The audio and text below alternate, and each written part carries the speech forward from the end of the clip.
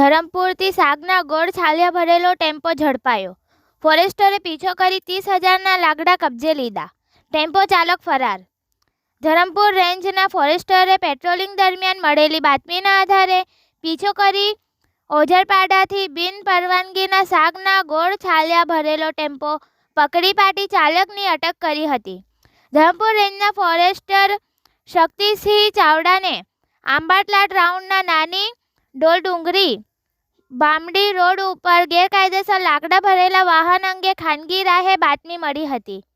ધરમપુરના RFO હિરેનભાઈ પટેલના માર્ગદર્શનમાં મળેલી બાતમીના આધારે ફોરેસ્ટરે ગોઠવેલી વોચ દરમિયાન આવેલો બાતમી મુજબના ટેમ્પોએ વોચ નિહાળી ભાગી છૂટ્યો હતો, જેનો પીછો કરી ફોરેસ્ટરે ઓઝરપાડાથી ટેમ્પો પકડી પાડી તપાસ કરતા અંદર ભરેલો અનામત પ્રકારનો બિનપરવાનગીના શાકના ગોળ છાલિયા નંગ 23 ઘન મીટર 1.661 મળી આવ્યા હતા.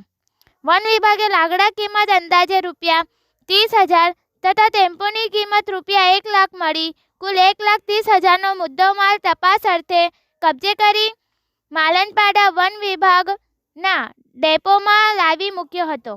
આગળની તપાસ મદદનીશ વન સંરક્ષક ધરમપુર રુચિ દેવાના માર્ગદર્શનના વન વિભાગે હાથ ધરી છે.